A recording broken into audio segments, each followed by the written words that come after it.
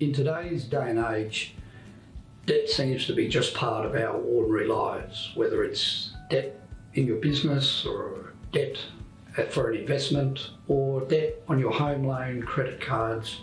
There always seems to be some element of debt now that exists within our lives. As part of being financially well organised, you need to have a plan around your debt. So a debt plan is a key element that must be considered in determining the action plan for you achieving your goals and objectives. At FWI Chartered Accountants, when we talk about a debt plan, the fundamental principles are making sure that you maximise the tax deductibility component of any interest that you pay.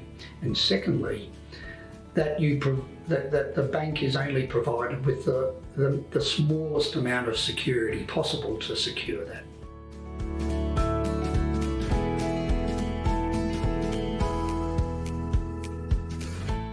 With the first component of your debt plan around ensuring that you maximise your tax deductibility of interest, it's important to ensure that the debt that you have is structured in the right entity that aligns to the assets that are required. And then when you're focusing on a priority of which debt to pay off, generally you look to pay off your non-deductible debt first, and that will be your debt that's in relation to your home loan, credit cards, and so on. This then maximises the tax deduction you get for the interest. Now, care needs to be taken in relation to how your debt is structured to ensure you get those deductions. But in doing so, you can have a significant impact in the amount of after-tax income that you end up retaining as part of your overall strategy.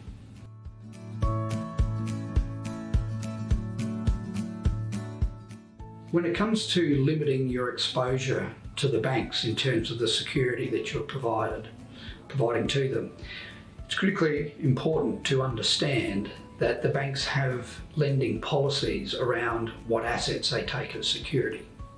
In relation to your business, there's often opportunities for your house not to be included as security for business borrowings and those borrowings to be secured against your business assets. Also, where you've got assets that are used for investment purposes, which may be, for example, a home and your investment property that is taken as security. Once those levels of borrowings get to a certain level that the bank no longer needs it to be used as security, it's important that you get those assets released. So part of your debt plan is to not just focus on how much you've got to pay off, but it's to get the structuring right around ensuring you're maximising your deductible interest, that you're providing the least amount of security possible for banks, and that your debt reduction strategy aligns to your overall financially well organised goals.